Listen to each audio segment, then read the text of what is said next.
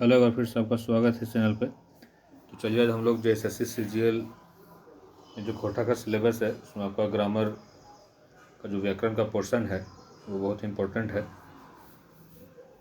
कहानी वगैरह तो हो जाता है लेकिन थोड़ा ग्रामर में प्रॉब्लम होता है। तो चलिए आज हम लोग ग्रामर में जो टॉपिक है आपका वाक्य और उपवाक्य से जो संबंधित क्वेश्चन है आज हम लोग उसको करेंगे। चलिए स्टार्ट करते हैं।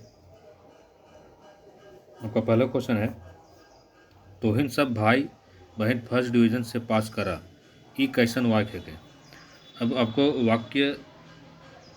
वाक्य क्या होता है, वाक्य के कितने प्रकार होते हैं, ये सब आपको जानना ज़रूरी है, क्योंकि जब आप वाक्य के भेद को जानेंगे तभी आप क्वेश्चन कर पाएंगे।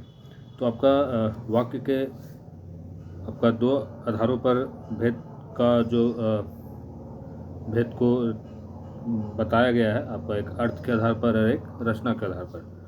अगर आप अर्थ के आधार पर बात करेंगे तो अर्थ के आधार पर आपका जो वाक्य के भेद हैं वो आपका 8 प्रकार के हैं। विधानवाचक, जिसको अफर्मेटिव कहते हैं इंग्लिश में। निषेधवाचक, जिसको इंग्लिश में नेगेटिव सेंटेंस कहते हैं। आज्ञावाचक, जिसको इम्परेटिव सेंटेंस कहते हैं। प्रश्नवाचक, जिसको इंट्रोगेटिव सेंटेंस कहते हैं। इच्छाबोधक, फिर संदेहवाचक, विस्मयादिबोधक और शर्तवाचक। तो ये आपका अर्थ के आधार पर आपका भेद हो गया। और अगर हम रचना के आधार पर बात करें तो सरल वाक्य, सिंपल सेंटेंस, संयुक्त वाक्य, कंपाउंड सेंटेंस, मिश्र वाक्य, कॉम्प्लेक्स सेंटेंस। तो इसको आपको विस्तृत से जानना जरूरी है। तो चलिए क्वेश्चन को स्टार्ट करते हैं। पहला क्वेश्चन है, तोहिन सब भाई बहन फर्स्ट डिवीजन से पास करा। अब इसमें ये कैसन वाक्य है क्या। तोहिन सब भाई बहन फर्स्ट डिवीजन से पास करा, तो ये कोई इच्छा जाहिर कर रहा है कि सब तुम लोग भाई बहन फर्स्ट डिवीजन से पास करना। तो ये आपका क्या हो जाएगा, इच्छाबोधक वाक्य हो जाएगा। इच्छाबोधक वाक्य किसे कहते हैं, जिन वाक्यों से इच्छा, आशीर्वाद, शुभकामना आदि का बोध होता है उसे इच्छाबोधक वाक्य कहते हैं। जैसे एग्जाम्पल में अगर हम लोग देखें तो आज तो हम खिचड़ी खेबो, तो ये इच्छा हो गया। भगवान तोर भला करे, ये शुभकामना हो गया। सुखे रहा, ये आपका आशीर्वाद हो गया। तो चलिए नेक्स्ट क्वेश्चन में आते हैं। ऐसो पानी बरसेते तो खेती होते। अब ये कैसन वाक्य है, तो ये कैसा वाक्य है ये पूछा है। तो ये आपका शर्तवाचक वाक्य है कि अगर इस वर्ष पानी बरसेगा तो खेती होगा। तो इसका आंसर क्या हो जाएगा, शर्तवाचक। अब शर्तवाचक किसे कहते हैं, शर्तवाचक जिन वाक्यों से एक क्रिया का होना दूसरे क्रिया के होने पर निर्भर करता है। मतलब क्रिया का होना और वो क्रिया कब होगा तो वो दूसरे क्रिया पर निर्भर करता है। यदि इस बार पानी गिरेगा तो खेती होगा, तो उसे शर्तवाचक या संकेतवाचक वाक्य कहते हैं। एग्जाम्पल में देख लेते हैं। पढ़ ले तो बाबू बनते, अगर पढ़ेगा तो वो बाबू बनेगा। तो ये आपका हो गया शर्तवाचक। तो इसका आंसर आपका क्या हो जाएगा, शर्तवाचक। चलिए नेक्स्ट में आते हैं। हमर से ये सब बात बोलल नाय जैतव। अब इसका ये इसमें पूछा है ये कैसन वाक्य है क्या, हमर से ये बात बोलल ना जैतव। यहाँ नाय का प्रयोग आ गया है, नाय का प्रयोग आया है। तो ये आपका इसका आंसर हो जाएगा निषेधवाचक। अब निषेधवाचक किसे कहते हैं, जिन वाक्यों से कार्य के न होने का भाव प्रकट हो उन्हें उससे हम लोग निषेधवाचक वाक्य कहते हैं। जैसे वो पढ़े ना पारे।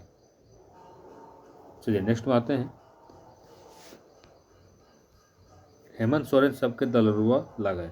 हेमंत सोरेन जो अभी वर्तमान में मुख्यमंत्री हैं के बारे में बोलना ठीक नहीं है।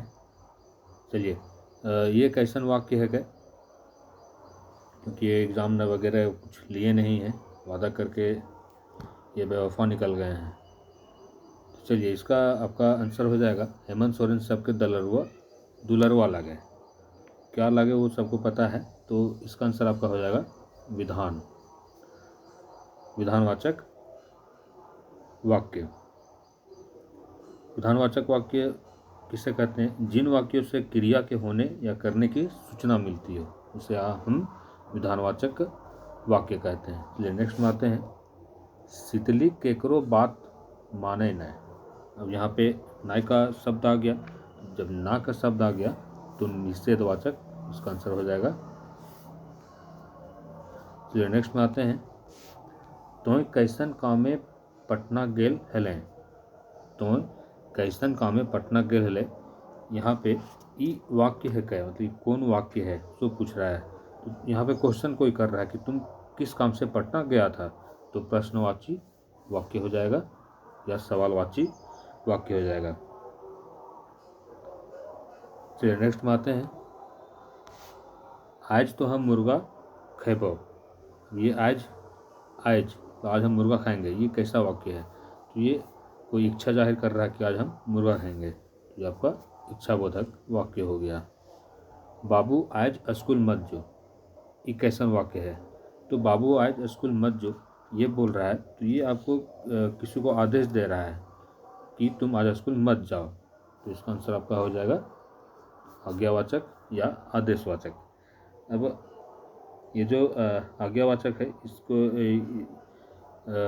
किसे कहते हैं, तो जिन वाक्यों से आज्ञा, प्रार्थना, उपदेश आदि का भाव प्रकट हो उसे हम आज्ञावाचक वाक्य कहते हैं। जैसे तोय एखन स्कूल जाओ, तुम अभी स्कूल जाओ, तो ये आदेश दे रहा है। तो इसलिए नेक्स्ट क्वेश्चन में आते हैं। छी ई कैसन आदमी है, ये कैसन वाक्य है। तो यहाँ पे छी आ गया, तो ये कैसा वाक्य पूछा गया है, तो इसका आंसर आपका हो जाएगा विस्मादि बोधक वाक्य। अब विस्मादि बोधक वाक्य किसे कहते हैं, इसको हम लोग समझते हैं। तो जिन वाक्यों से आश्चर्य, घृणा, क्रोध, शोक आदि का बोध हो उसे हम लोग विस्मादि बोधक वाक्य कहते हैं। जैसे खबरदार तुम आगू मत आओ, तो ये कोई क्रोध में बोल रहा है कि खबरदार तुम आगे मत आओ। एक और ले लेते हैं।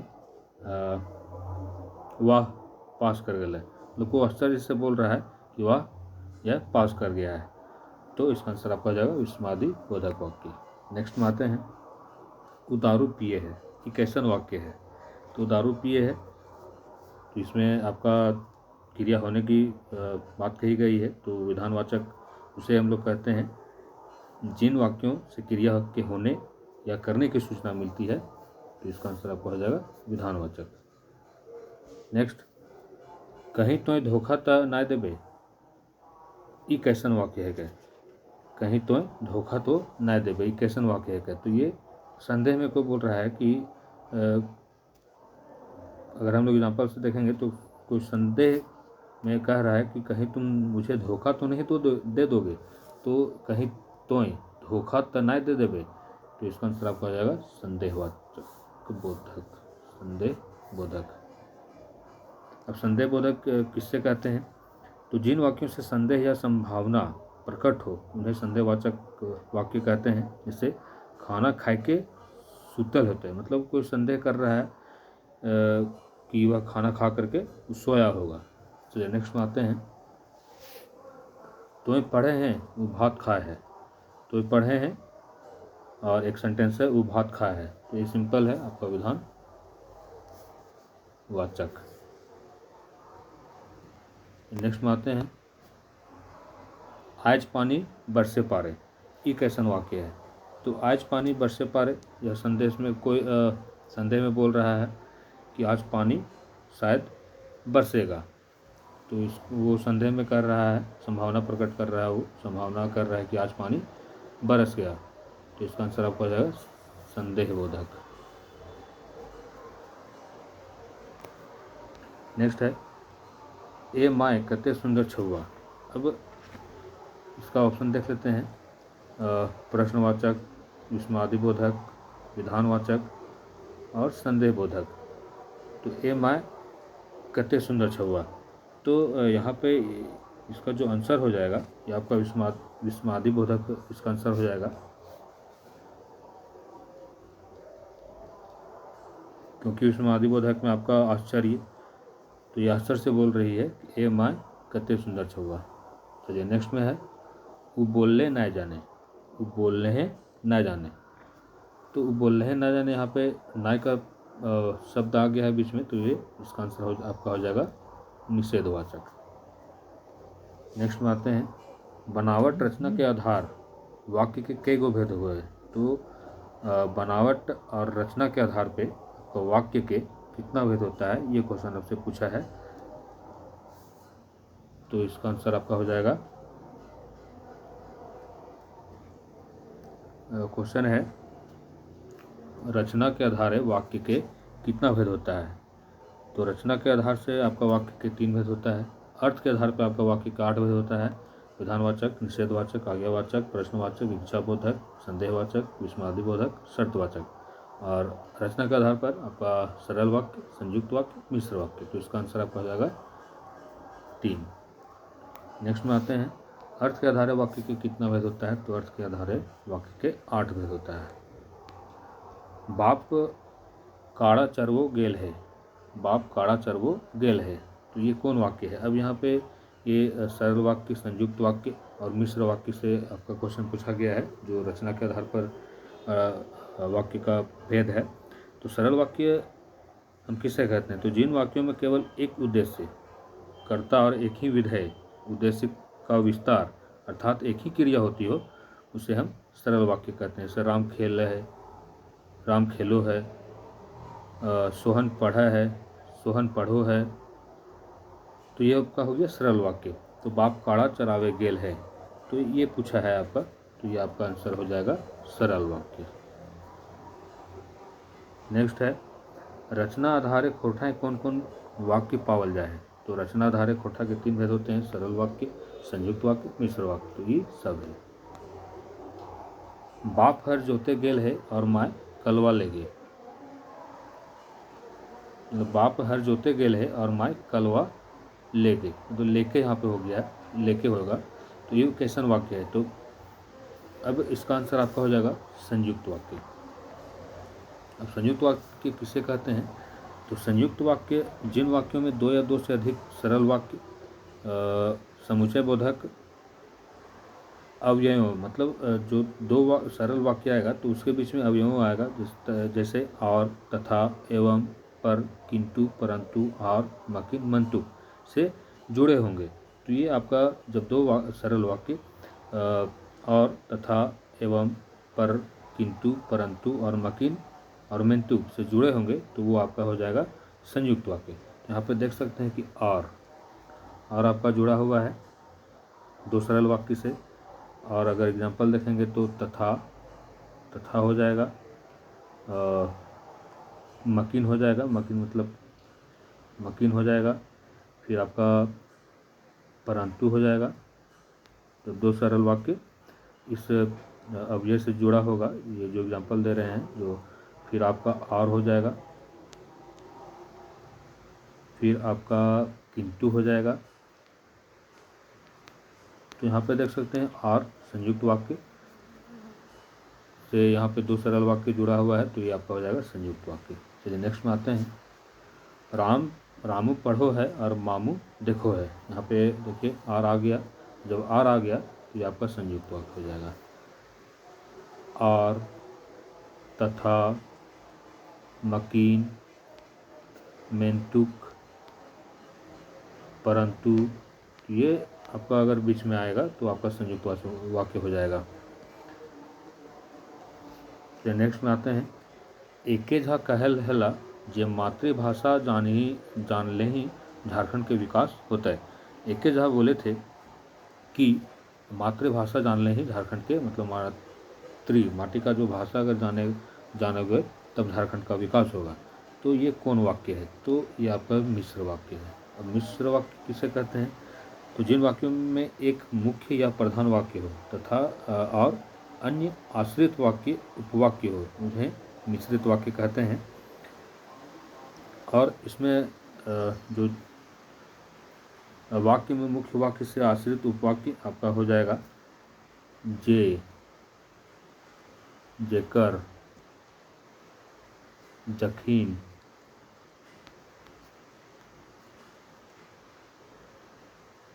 की।